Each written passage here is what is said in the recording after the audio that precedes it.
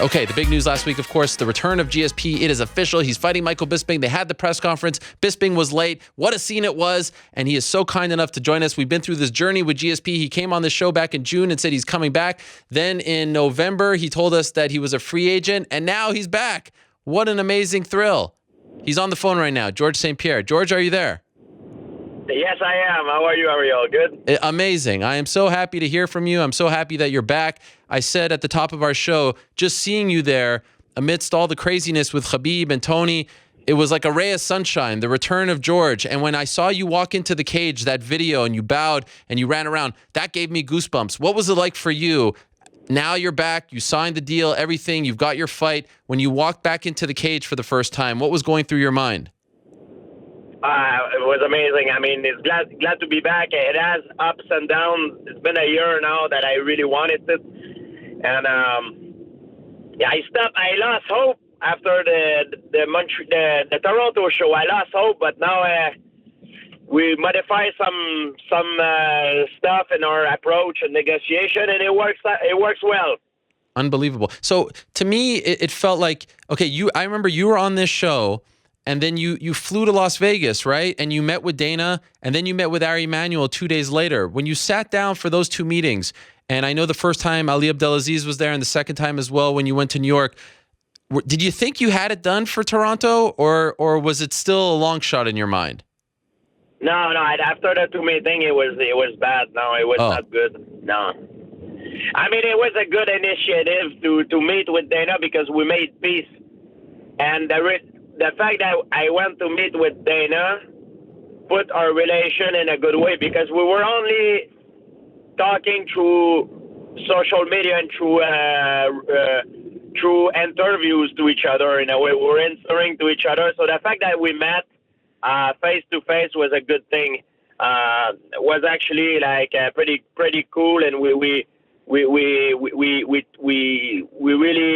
told each other what was what, and it was cool. Then after my agent was able to get in touch with Dana, and Nick Khan was able to do the job, you know. So, and then when you did the announcement for the association, a lot of people thought, okay, that's it. It's never going to happen. This is kind of, our sign that George is not coming back. Did you think the same? Did you think that there was zero chance of you returning? No, I didn't see the association as me not coming back. I see the association as something that could work with UFC for the benefits of the fighter. I still believe it as it is today. I don't think it's a bad thing for UFC. I think in the long run it would be a good thing. I believe a fighter need to upgrade their status. The thing too is UFC, it's a business, and of course a lot of fighters sometimes they're not very well represented, and they sign bad deals. It's not also the UFC's fault if they sign bad deals. Sometimes it's because they do the wrong choice themselves. It's like if you're in business and the guy is ready to sign for peanuts, that's not necessarily the UFC's fault. Sometimes it's the fighter's fault. So I think it's up to the fighters to take the initiative for themselves as well, It goes both ways. So I think the association can be positive for both sides. You're still committed to the association even though you're back, correct? Well, a lot of guys are fighting, and they're still part of the association, Yeah. One thing that I am not a coward. And it's not because I am back in UFC that I'm going to throw all these guys that had the courage to step up with me, and I'm going to let them down. I'm not like that. I said what I said was true. What I believe. I believe some of the fighters, they don't have their fair share of the pie, and I still do believe it. And it's up to them. If I fought for it for myself, and I have it, but it's up to the fighter also to stand up and to do it for themselves, Yeah, of course. So as the story goes, Freddie Roach and Nick Khan of CAA sit down with Dana White once and then a second time.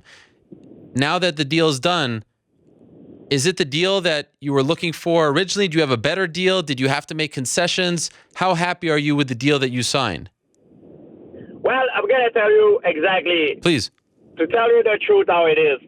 It's not exactly what we want. It's a little bit below what we really wanted at the beginning. But for the UFC, it's more than they were. That's what they said. It's more than what they were ready to give me. So we're both unhappy in a way, which is the middle ground line, and I guess it's a good thing. It's like a settlement in court, right? If both parties are unhappy, I guess it's a good thing, right? That's usually the best kind of deal as far as the outsiders are concerned. You can. That's how it is, you know. It's like that's how it is, you know. So, and also the love for the sport, and I was excited. I wanted to be back. The emotional side of it made me go for we accept the deal, you know, and I don't regret it, and I'm happy. I'm happy with what I do, you know. And if you ask me if it's what we want originally, no, it's not. It's a little bit below, but it's still very good money. It's still very close, and it's apparently higher than what they were ready to give me. So, like I said, we both made concession on each part, not only on one side, on both sides, and that's why the deal was made, you know. When you agreed to the deal, did you say to them, I'm coming back because I want to fight Michael Bisping first, or did they come to you with the idea? I know you've been interested in fighting him dating back to last year, but did you pitch them the idea of Bisping, or did they come to you and say, okay, now's the right time for this fight? Well, it was only for a 4-fight contract, and the idea of Bisping came before, because first I was texting with Tyron Woodley, if you remember when it happened, and Woodley made the text public, you know, that I text with him, you know, that if he texted me if I was interested to fight him, and I said yes, and then he said, let's do it. I said, yeah, let's do it, but I need to make sure my contract is up, because I don't have a contract right now. And then this fight did not happen. Wonderboy was scheduled to fight Woodley. And Wonderboy, I'm a very good friend for Wonderboy, so I was very happy. I have no desire at the point of my career that I am right now to fight a friend. And I'm not jealous for my friend. And as I said, I was very happy for him to have the opportunity to fight for the welterweight title. And Bisping surprised everybody the way he won the title. He showed a lot of courage. He stepped up on a short notice fight, knock out Luke Rockhold, and also the way it was made, it was very inspirational for me. Michael Bisping has been very outspoken for performance-enhancing drug, like I am. Most of his loss come from guys that have been taking performance-enhancing drugs, and also. He's the kind of fighter, he's very inspiring because he's a very hard worker. He's not the kind of fighter that only rely on his natural gift, on his natural talent and his elegancy. Because those kind of fighters, sometimes when they fight that way, when they crack and never come back the same. Michael have been brought down before in the past, many times, and every time he stood up and came back stronger at every time. So these kind of fighters are like the worst nightmare guys that you can fight, you know. As much as inspiring it is for me to fight him, and I'm glad because it's going to make good money, and I think Michael deserves it, and I deserve it. I think it's a very, very, it's the most dangerous fight that I've took in my entire career. Yeah. Because you haven't fought at 185, and I asked you about this. I asked you about this at the presser on Friday. About in the past, you've said if you go up to 185, you're going to stay there. But is it fair to say that you're now changing your mind? You may go back down to 170, maybe even 155 in the future. You're not, just because you're fighting at 185 doesn't mean you're going to finish your career at 185, or am I wrong? I am. I walk around 185, 190 pounds. Wow. I'm gonna fight at 185 right now. I know some guys that fight at 155 walk around off season at bigger weight than I am. I can possibly fight in those three divisions, but I'm back for one reason. I want to make history. I'm gonna be 36 years old when I'm gonna fight, and I don't. It's all gonna depend of what's gonna happen and how it's gonna happen. Between us also, I have no desire to fight until I'm 40-something years old. Mm-hmm. So these are my last few fights that I'm going to do. and I want to pick them very carefully. And when I say carefully, I say that I want to make the biggest fight as possible. The fight that's gonna cement my legacy as the best of all time, and that's what I want to do. I want to make history, and maybe I'm gonna fail, but at least if I fail, I'm gonna have no regret when I'm gonna be 50 years old, because I know I'm in my prime right now, and I'm at my best. I want to prove it to the world, and I'm very confident I am gonna be able to achieve it. So it all depends what's gonna happen. I don't know whose fighter's stock gonna be the highest after that fight. And it's going to depend of what is going to happen, like I said, and how it's going to happen. Is there a part of you that feels bad for Yoel Romero, who was supposed to get the title shot and now isn't? Yes, it's true. When an opportunity is created to make someone happy, it makes sometimes in our sport someone sad and angry. But what I can say is this for Yoel, and it's same thing happened to Damian Maia, Khabib Nurmagomedov, and it happened to me in the past. I know, because when I wanted to fight Matt Hughes the second time, have my rematch, I had to wait 5 fights. Dave Strasser, Jason Miller, Sean Sharp, Frank Triggs, BJ Penn. So I had to go through. So this is not a unique situation. It happened many times in the past. And unfortunately, now Yoel is in the situation. And I know it's bad, but what I can say is this. I'm a big pay-per-view. I draw a lot of pay-per-view, and I think the fact that I'm going at 185 is going to bring a lot of attention on the 185ers weight class. And I think it could be a positive thing in the future. So you get to the press conference and Michael is late. Did you feel like it was deja vu from the Nick Diaz press conference? Did you start to get worried about where he is? And then he shows up and, he's a little bit, I guess, maybe intoxicated. And it seemed to me like you were a bit surprised by some of the things that he said. Were you, in hindsight, bothered? Do you feel like he crossed the line?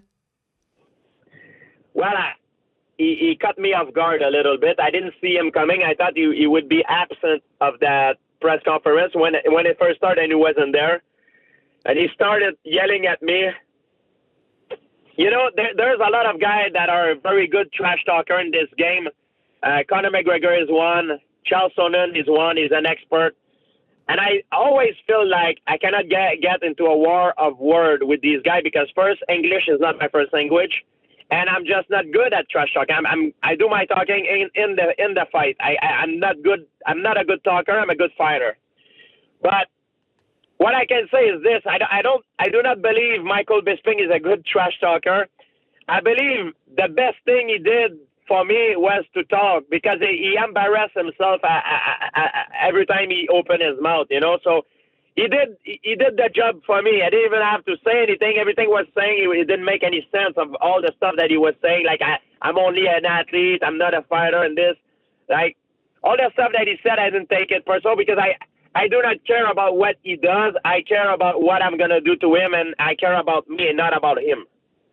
When you squared off with him, what did he say to you, and did he smell like alcohol? He did smell like alcohol. I think Vegas got the best of him. What did he say to you when you guys were squaring off?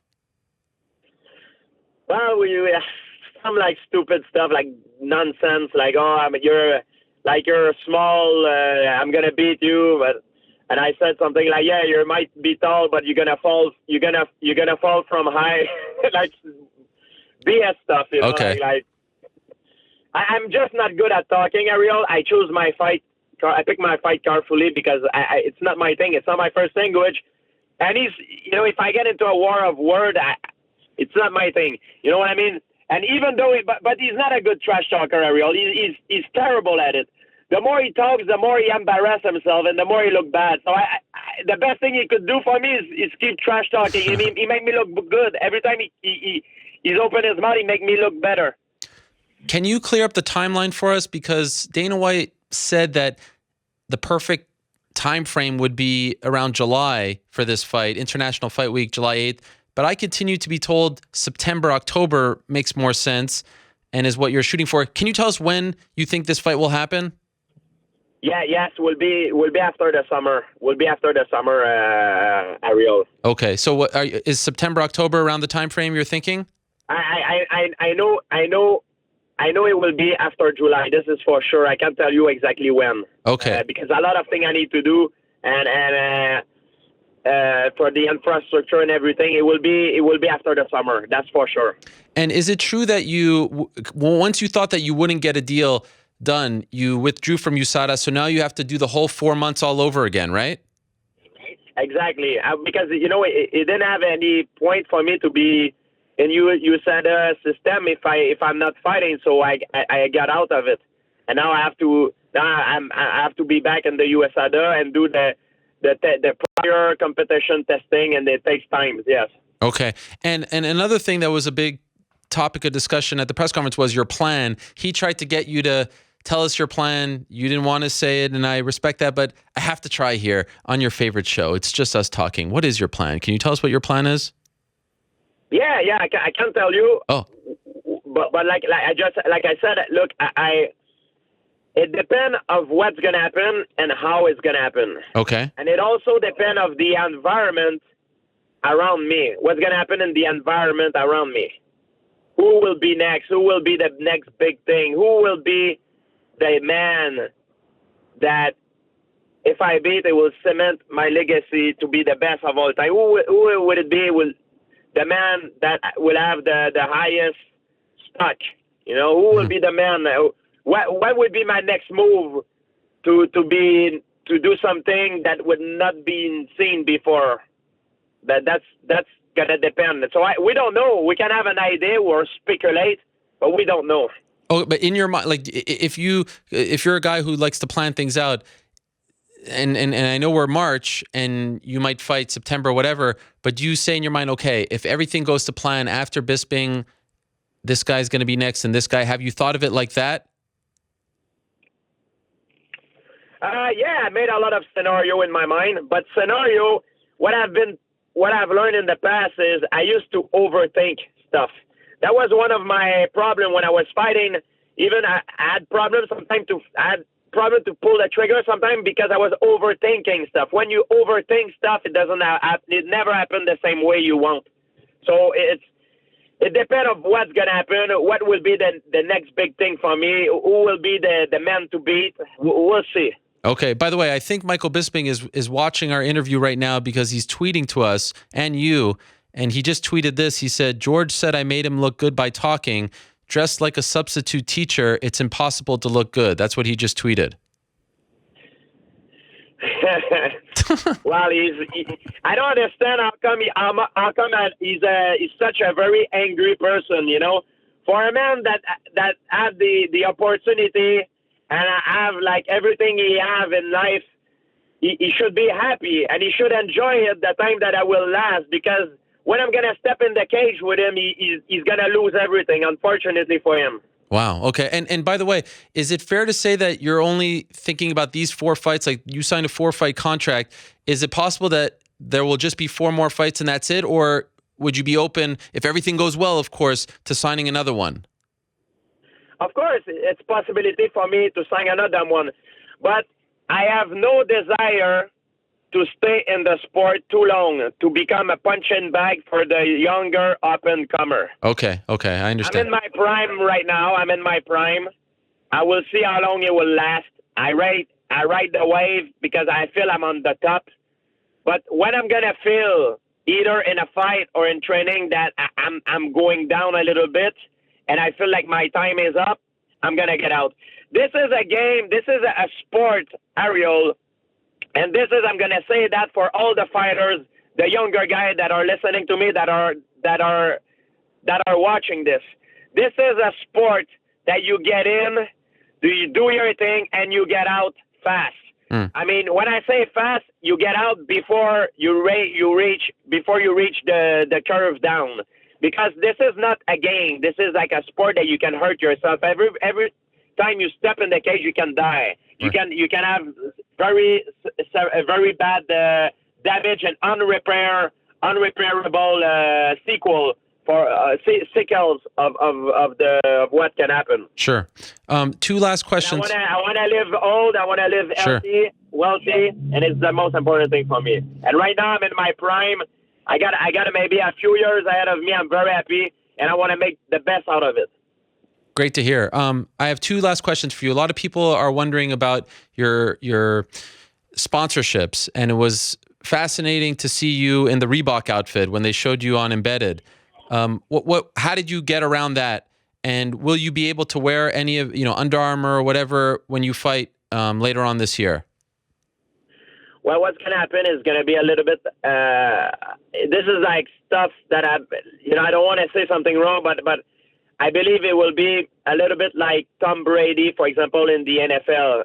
When he's in the NFL, he's wearing Nike.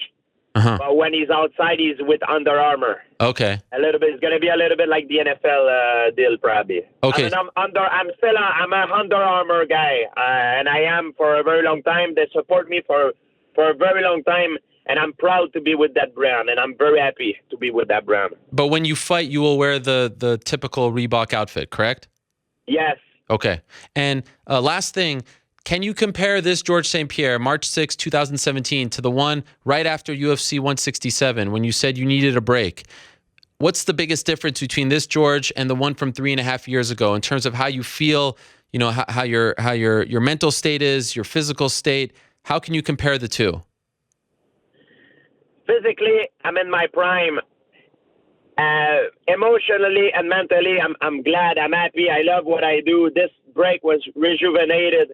I'll be more opportunistic, ready to pull the trigger, more aggressive, and with a lot more tools and knowledge and wisdom in a fight. Okay. Wow. That is great. Sorry, George. One last question. Do you have any desire of being a welterweight champion again because that was your division for so long? Or do you view that division as been there, done that?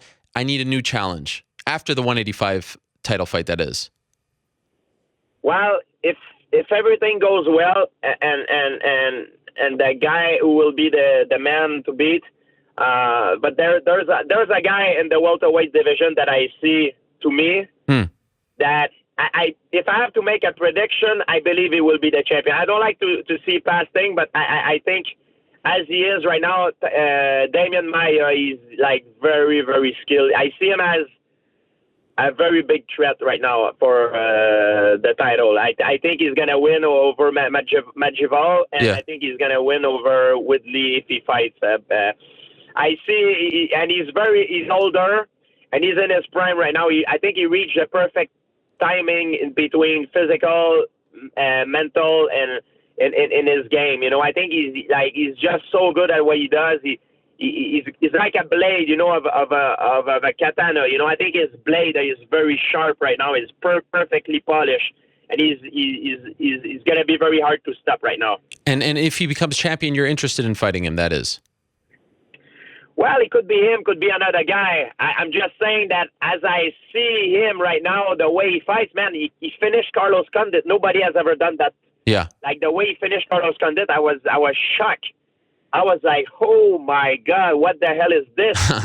And he still doesn't have a title shot. I was shocked.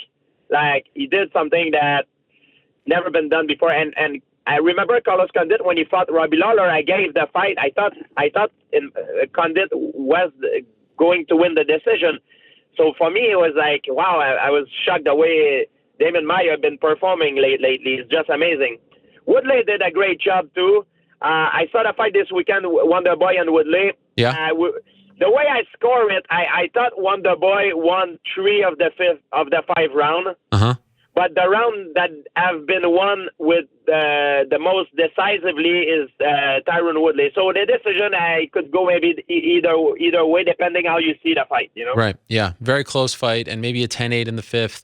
Very debatable, but I agree, very, very close. George, I can't thank you enough. You have no idea how much it means to us that you come back on the show time and again, and it is so great to see you back. It was the timing was so perfect after the bad news that morning with Khabib and Ferguson to see you back. It was just, they couldn't have scripted it better. So on behalf of everyone, welcome back. Thank you for coming back. Thank you for being you. Looking forward to your return and looking forward to talking to you next. But again, thank you so much for giving us some time. It really means a lot. Merci. Perfect. And I'm gonna say I know Bisping is texting right now, so it's perfect for me. I'm gonna let him focus on the trash talk and all that BS stuff that he's trying to do, and me, I'm gonna focus on beating him up. So it's perfect. So as much as his mind is at the point somewhere where he cannot focus on the right thing, is perfect. Yeah, I never interrupt my enemy when he's doing mistake. That's fantastic. He's texting me right now. He's texting me as we speak some more stuff. You want to hear what he just said? Absolutely. He said, so he wants easy fights. Me because he thinks I'm easy, and then Maya, not Woodley. Then, let me guess, Connor at 170. No. Anyway, whatever. He's got maybe the complex. I think he has a complex because people doubt him along for all his life. I think he has a mental complex. That's why he's thinking like that. But anyway, okay. It doesn't matter because when I'm gonna fight him, he's gonna see the difference. He's gonna see the difference of level between him and I. You're gonna see the difference. Can't wait, George. Thank you so much. Good luck in training. We'll talk to you soon. Thank you. Bye. All right, there he is, George St-Pierre. How are you not excited for this now? Come on.